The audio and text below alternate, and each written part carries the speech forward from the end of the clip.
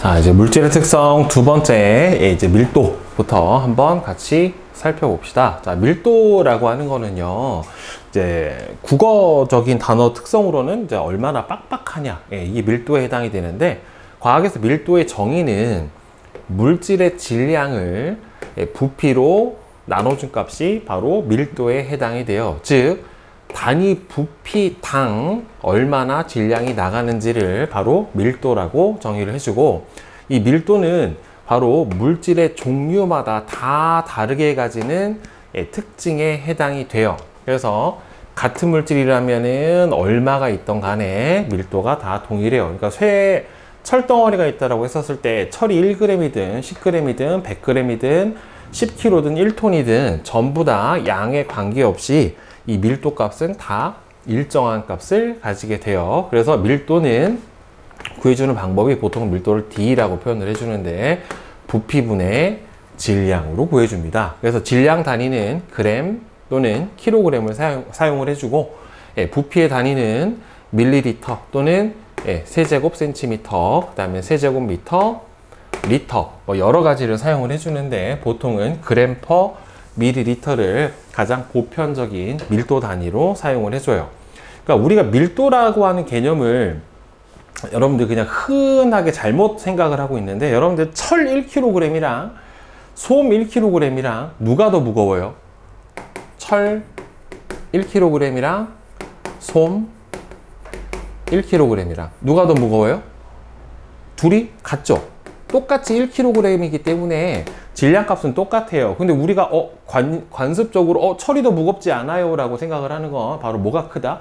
밀도가 크다 라고 하는 특징 때문에 그래요. 솜 1kg은 이만하지만 철 1kg 해봤자 요만큼 밖에 안 될 거란 말이에요. 그러니까 이거는 뭐냐면, 같은 질량이라도 솜은 이만큼의 부피를 가지고 철은 요만큼의 부피밖에는 안 가지게 되는 거잖아요. 보통 흔히 우리가 무겁다 안 무겁다 생각했을 때 솜 1kg는 물에 뜰 것 같지만, 그렇죠? 철 1kg은 물에 가라앉죠. 그렇죠? 그러니까 보통 이렇게 생각을 하는데, 무겁다 안 무겁다의 개념이 아니라 같은 질량에서 부피가 얼마나 큰지 또는 같은 부피에서 얼마나 무거운지가 바로 밀도를 나타내는 거다라고 꼭 기억을 해 주셔야 돼요. 자, 그래서 얘는 질량과 부피 그래프를 통해서 바로 밀도 값을 비교를 해줄 수가 있는데, 가로축이 부피고 세로축이 질량이기 때문에 이 그래프의 기울기는 바로 뭐에 해당이 되냐면은 부피분의 질량값에 해당이 되니까, 바로 부피 질량 그래프에서 그래프의 기울기 값은 뭐가 되냐면은 바로 밀도에 해당이 돼요. 따라서 이렇게 A하고 B는 같은 직선 안에 있다는 소리는 둘의 뭐가 같다? 기울기가 같다. 따라서 둘의 밀도가 같다. 그러니까 결국 뭐다? 같은 물질이다. 밀도가 다르면 완전하게 다른 물질이고요. 밀도가 같으면 같은 물질이에요. 그러니까 다른 물질이라도 뭐 부피나 질량을 다르게 하면은 같아지지 않을까라고 생각을 하는데, 안 그래요. 부피가 늘어난 만큼 같은 비율로 질량이 늘어나기 때문에 이 밀도는 같이 맞춰줄 수가 없게 됩니다. 따라서 밀도라고 하는 거는 다 물질마다 가지는 특성에 해당이 되고, 다 물질마다 다른 값을 가진다. 그러니까 같은 밀도를 가진다라는 거는 뭐다? 결국에는 같은 물질이다 라고 하는 거예요. 따라서 A, B의 기울기가 C보다는 크죠. 그렇죠? 그러니까 A, B가 밀도가 C보다는 크고, A, B는 서로 무슨 물질이다? 같은 물질이다. 그러니까 B의 밀도는 20분의 40이 되니까 2가 되죠. A의 밀도는 10분의 20이 되니까 2가 돼버리죠. 그러니까 부피가 늘어난 만큼 같은 비율로 질량도 늘어나기 때문에 같은 물질은 질량에 상관없이 뭐가 같다? 밀도가 같을 수밖에 없게 돼요. 자, 그리고 밀도가 큰 물질은 밀도가 작은 물질 아래로 가라앉고요. 물론 여기서 이 밀도가 작은 물질이라고 하는 게 보통 우리가 액체 상태이거나 또는 기체 상태인 이런 경우에 한해서 큰 물질은 밀도가 작은 물질 아래로 가라앉고요. 밀도가 작은 물질은 큰 물질 위로 뜨게 됩니다. 그래서 밀도를 비교해 놓은 거 보면은 나무보다는 식용유가 크고, 식용유보다는 플라스틱이 좀 더 크고, 플라스틱보다는 물이 크고, 물보다는 글리세린이라고 하는 게 좀 더 크고 글리세린보다는 돌이 더 크게 되는 거죠. 따라서 여기에다가 컵에다가 지금 보면은 이 물하고 식용유하고 글리세린하고 이렇게 놨는데 맨 밑에 가라앉는 게 뭐예요? 밀도가 제일 큰 돌.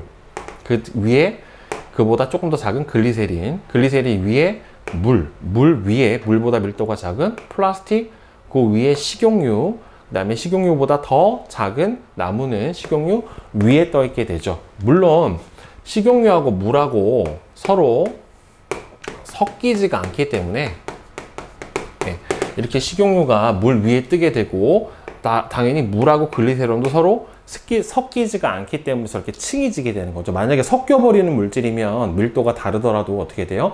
이렇게 층으로 나눠지지 않게 됩니다. 그래서 이 밀도라고 하는 거는 부피분의 질량으로 구해준다라고 했는데, 이 질량이라고 하는 건 변하지가 않아요. 어떤 값을, 어떤 물리량을 변해도, 즉 질량은 물질이 가진 고유한 양이기 때문에 어떤 질량을 10g짜리 물체를 놓고 여기다 온도를 높이든 압력을 높이든 어떤 조건을 주더라도 그 10g이라고 하는 질량 자체는 변하지가 않는단 말이에요. 그러면 부피는 어떻게 돼요? 예, 변해질 수가 있어요. 그래서 밀도의 변화, 어떤 경우에 밀도가 변하냐면은 결국에는 질량 값은 우리가 임의적으로 다른 조건으로 변화를 시켜줄 수가 없기 때문에 결국에는 이 부피의 변화에 의해서 바로 밀도의 변화가 많이 나타나게 돼요. 즉 온도가 높아지면 부피가 약간 증가하게 됩니다. 고체나 액체나. 그래서 부피분의 질량이 바로 밀도에 해당이 되니까, 질량 값은 고정인데 부피가 약간 증가하게 되니까 어떻게 돼요? 밀도가 약간 감소를 하게 되는 결과가 나타나게 되고요. 그 다음에 압력의 영향은 얘는 거의 받질 않아요. 그러니까 압력이 커져도 고체나 액체 밀도가 부피가 어떻게 된다? 줄어들지 않습니다. 그러니까 일반적으로 물질의 상태에 따른 부피를 여러분들 비교를 해주면, 보통은 가장 부피가 큰 게 무슨 상태가 제일 커요? 기체가 제일 크고, 그 다음은 액체가 되고, 그 다음에 뭐가 됩니까? 고체 상태가 돼요. 그러니까 같은 질량의 물체는 기체 상태일 때 부피가 가장 크고, 그 다음에는 액체가 크고, 그 다음에는 기체가 큽니다. 그런데 누구는 물의 경우에 한해서는요, 부피가 누가 제일 큽니까? 수증기가 제일 크고, 그 다음에 누가 커요? 얼음이 크고, 그 다음에는 물이 가장 작아요. 물이 얼면 부피가 늘어나잖아요. 그래서 생수병에 물을 가득 채워서 얼면은 생수병이 약간 빵빵해지는 것을 볼 수 있죠. 이건 물 분자가 가진 특징 때문에 나타나게 되는 건데, 물만 특이하게 기체 상태가 가장 크고, 그 다음에는 고체, 그 다음에는 액체 상태 순으로 부피의 변화가 나타나게 됩니다. 물만 일반적인 다른 물질에 비해서 다른 부피 크기를 가지게 되기 때문에 요거는 좀 주의하세요. 그래서 얼음이 물 위에 뜰 수 있는 건 같은 질량의 물이 얼었을 때 부피가 늘어나니까 어떻게 돼요? 밀도가 작아지죠. 그래서 얼음이 물 위에 뜨게 되는 거예요. 여러분들 그 얼음물을 먹을 때 보면은 얼음이 물 위에 떠 있는 걸 볼 수 있고, 빙산도 어떻게 됩니까? 바닷물 위에 뜨죠. 물론 바닷물이 밀도가 일반 물보다, 담수보다는 크기는 하지만, 그러더라도 얼음, 빙산이 바닷물 위에 뜰 수 있는 것도 바로 얼음의 부피가 같은 질량이었을 때 물보다 더 커서, 즉 밀도가 작아서 크게 되는 겁니다. 그리고 이 물질의 부피에 영향을 주는 게, 고체하고 액체 같은 경우에는 압력의 영향이 거의 없어요. 온도에 의해서는 약간 영향을 받긴 하지만 이 압력에 의한 부피 변화는 없는데, 이 기체 같은 경우에는 압력에 의해서도 부피의 변화가 심하고 온도에 의해서도 부피의 변화가 심합니다. 여러분들 1학년 때 보일의 법칙하고 아마 샤를의 법칙을 통해서 배웠을 텐데, 이 기체는요 액체나 고체에 비해서 어떻게 돼요? 이 입자 사이의 거리가 충분히 멀어요.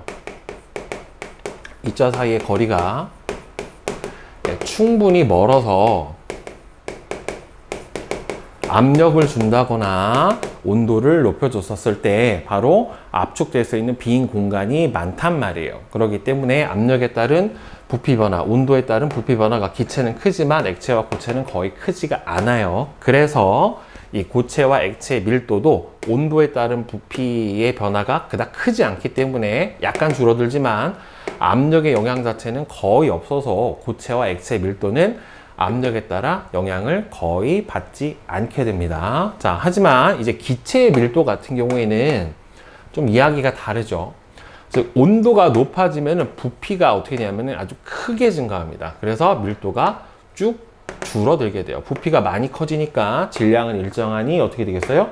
밀도 값이 줄어들게 되겠고, 압력이 높아지면은 부피가 크게 감소하기 때문에 부피가 작아지게 되면은 질량이 일정하니까 어떻게 되겠어요? 밀도가 증가를 하게 되겠죠. 그래서 이거는 샤를의 법칙으로 바로 설명이 가능하고, 이 내용은 보일의 법칙으로 설명이 가능한 내용입니다. 자, 그래서 요거 주의할 사항, 기체의 밀도를 표시를 해줄 때는요, 온도하고 압력을요 함께 표시를 해줘야 돼요. 그래서 몇 도씨 몇 기압에서 측정한 기체의 밀도냐에 따라서 뭐가 달라질 수가 있기 때문에 부피가 달라질 수가 있기 때문에 반드시 기체의 밀도를 표시를 해줄 때는 온도하고 압력을 함께 표시를 해줘야 돼요. 물론 이 고체나 액체 밀도를 표시를 해줄 때도 온도는 같이 표시를 해주는 게 맞긴 하지만, 특히나 이제 부피 변화가 큰 기체 같은 경우에는 반드시 이 측정한 부피가 어느 조건에서 측정을 했는지를 알아야 밀도를 정확하게 비교를 해줄 수가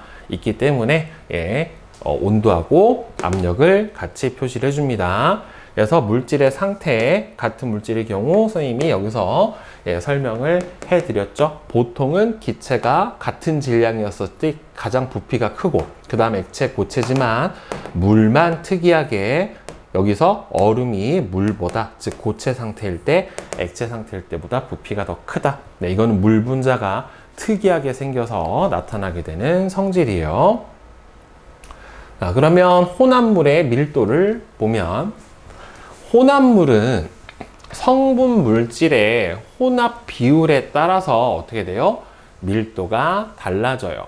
즉, 어떤 물질, 그러니까 이 혼합물이 서로 밀도가 다른 물질이 서로 섞여 있을 거기 때문에 밀도가 큰 물질이 많이 섞여 들어가면은 혼합물의 밀도가 어떻게 될 거고요? 상대적으로 많이 커질 거고, 그 다음에 밀도가 작은 물질의 비율이 높으면 상대적으로 어떻게 돼요? 평균값보다 좀 더 작아지는 밀도를 가지게 될 거예요. 그래서 성분 물질, 그러니까 성분 물질이라는 거는 원래는 순물질이 섞여 있는 게 혼합물에 해당이 되는데, 이 순물질이 어떤 비율로 섞여 있냐에 따라서 밀도가 달라지게 돼요. 그러니까 물에 소금을 녹일수록 소금물의 밀도가 점점 커진다. 그러니까 결국에는 섞여 있는 거는 뭐하고 뭐예요? 물하고 소금인데, 소금의 양이 많아지면 밀도가 커진다라는 소리니까 소금의 밀도가 물보다 크다라고 볼 수가 있겠죠. 그렇죠? 그래서 소금물의 밀도가 그냥 달걀을 물에 넣어놓으면 가라앉지만, 여기다가 소금을 계속 녹이면 어떻게 돼요? 소금물의 밀도가 점점 커져서 만약에 달걀의 밀도보다 커지게 된다고 하면은 어떻게 돼요? 달걀이 떠오르겠죠. 그래서 이게 싱싱한 달걀이냐 아니면은 상한, 상태가 좋지 못한 달걀이냐, 이런 걸 구분을 할 때 일정 소금물의 농도에다가 달걀을 띄워보고, 뜨는 달걀은 속이 좀 빈 상한 달걀이고, 가라앉은 거는 싱싱한 달걀이기 때문에, 또는 벽실을 고른다거나 할 때도 이런 식으로 구분을 해냅니다. 물질의 밀도를 이용한 성질이다 라고 볼 수가 있어요.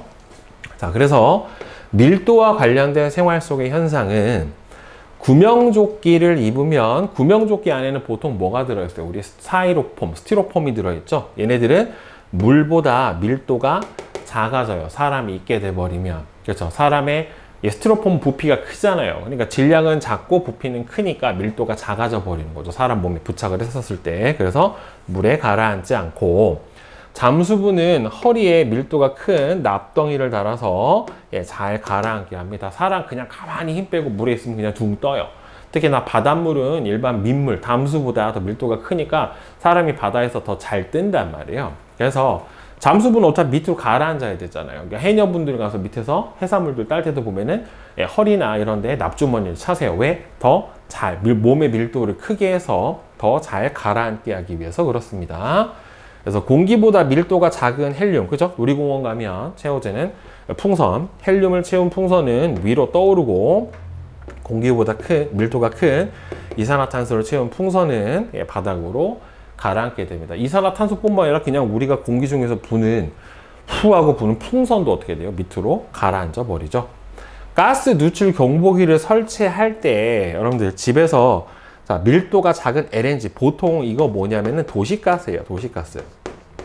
도시가스는 주성분이 CH4라고 하는 메테인이라고 하는 물질로 되어 있는데, 얘는 공기보다 밀도가 작아요. 그러니까 가스가 어떻게 돼요? 떠요. 위로. 공기보다 밀도가 작으니까 위로 떠버린단 말이에요. 그래서 천장 쪽에 경보기를 설치를 하고요. 거기에 공기보다 밀도가 큰 LPG, 보통 식당 같은 데 쓴 이렇게 회색통에 들어있는 가스 있죠. 가스를 배달시켜서 쓰는, 또는 자동차에서 이제 LPG 자동차, 가스 자동차에 쓰는 연료가 바로 LPG인데, LPG는 주 성분이 C4H10이라고 하는 뷰테인, 흔히 우리가 부탄가스라고 하는 성분이 바로 LPG고, 얘는 공기보다 밀도가 커요. 그러니까 어떻게 돼요? 가라앉아요. 그러니까 바닥 쪽에다가 가라앉아 버리니까 가스 유출이 됐었을 때 검지가 되려면, 천장에 있으면 가라앉으니까 위까지 잘 못 가잖아요. 그러니까 이렇게 가스의 밀도 차를 이용해서 검출기를 아래 둘지 위에 둘지를 결정을 해 주게 됩니다. 자, 그 다음에 옆에서 우리 좀 하나 이제 짚고 넘어가야 될 게, 액체의 부피를 잴 때 쓰는 부피 메스 실린더 또는 부피 플라스크라고 하는 거를 통해서 이렇게 재주는데요. 눈금 실린더를 잴 때 얘가 보면은 액체가 이렇게 완전 수평한 게 아니라 약간 아래로 오목하게, 특히나 물 같은 경우에는 이렇게 되어 있는 현상을 볼 수가 있거든요. 그거는 이제 유리하고 물하고의 부착력 또는 물의 표면 장력 때문에 약간 이렇게 오목하게 나타나게 되는데, 어디를 읽어주냐면 높은 데가 아니라 제일 낮은 부분을 읽어주셔야 되는 겁니다. 그리고 중간 정도 되는 부분은 대략 어림에서, 한 눈금이 1mm니까 1mm를 10등분을 해가지고요, 대략 어느 정도 부피가 될지 어림을 해서 측정을 해주시면 됩니다. 자, 그러면 옆에 개념 쑥쑥 한번 같이 풀어봅시다. 자, 1번, 자, 부피, 질량, 밀도에 대한 설명으로 옳은 것과 옳지 않은 것은, 자, XO, XO, X예요. 자, 부피는 장소와 상태에 따라 변하지 않는 물질의 고유한 양이다가 아니라, 이게 질량에 대한 설명이죠. 부피는 장소와 상태에 따라 변하죠. 그죠? 그 다음에 밀도는 물질의 부피를 질량으로 나눈 게 아니라 부피당 질량이기 때문에 질량을 부피로 나눠준 값에 해당이 되고요. 그 다음에 5번에 두 물질의 부피가 같을 때 질량이 작을수록 밀도가 큰 게 아니라 작죠. 네, 부피분의 질량 값이 물질의 밀도에 해당이 되기 때문에 그렇습니다. 그 다음에 2번은 질량이 20g인 돌을 50ml의 물에 담긴 눈금 실린더에 넣었더니만 물의 부피가 늘어나서 60이 됐대요. 그러니까 50에서 60이 됐다는 소리는 늘어난 부피만큼이 넣어준 돌의 부피니까 10ml가 될 거고요. 질량은 20g에 해당이 되는 거니까 이 돌의 밀도는 얼마가 되겠습니까? 2g per 밀리리터 또는 세제곱센티미터, 이렇게 해주면 되겠죠. 아, 참고로 여러분들 1세제곱센티미터가 1밀리리터에 해당이 되고요. 1리터는 1000밀리리터에 해당이 됩니다. 밀리는 1000분의 1에 해당이 돼요. 자, 다음에 3번. 오른쪽 그림은 물질 A부터 E의 질량하고 부피를 나타냈어요. 부피 대 질량 그래프에 해당이 되니까 여기서 그래프의 기울기가 같은 애들은 다 같은 물질에 해당이 되겠죠. 자, A의 밀도는 얼마가 됩니까? 10분의 40에 해당이 되니까 10분의 40이니까 A의 밀도는 4. 그 다음에 D의 밀도는 20분의 10에 해당이 되죠. 네, 20분의 10에 해당이 되니까 2분의 1 또는 0.5 이렇게 될 거고요. 그 다음에 같은 물질로 예상이 되는 거는 여기서 그래프의 기울기가 어떻게 됩니까? 서로 같은 거를 골라주시면 되겠죠. 따라서 그래프의 기울기를 쭉 그려보면은 같게 나타나는 게 B하고 E만 서로 그래프의 기울기가 같게 되죠. 그러니까 둘은 뭐다? 같은 물질이다 라고 보시면 되겠습니다. 자, 그 다음에 4번.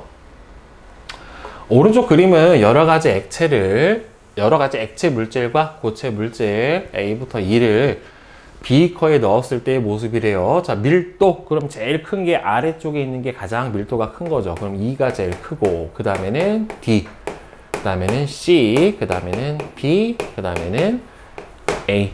이렇게 간단하게 구해줄 수 있죠. 그 다음에 5번 밀도 변화에 대한 설명으로 옳은 것과 옳지 않은 것은 5, X예요. 같은 물질의 경우 물질의 상태가 변하면 뭐가 변하기 때문에 부피의 변화가 일어나기 때문에 밀도도 어떻게 됩니까? 당연히 변하게 되겠죠.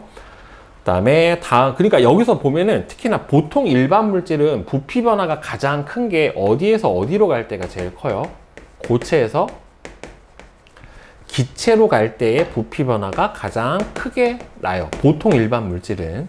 그런데 물 같은 경우, 자, 고체에서 기체로 갈 때 가장 큰데, 물은 어디에서 어디로 갈 때? 물에서 수증기로 갈 때의 부피 변화가 가장 크게 나타나게 되겠죠. 왜? 얼음의 부피가 물보다 크기 때문에 나타나게 되는 현상이니까 예외적으로 물만 좀 특이하다라는 거 꼭 기억을 해주세요. 다음 6번. 다음 현상을 설명할 수 있는 물질의 특성은 바로 뭐에 대한 설명입니까? 밀도에 대한 설명이 되겠죠. 그죠?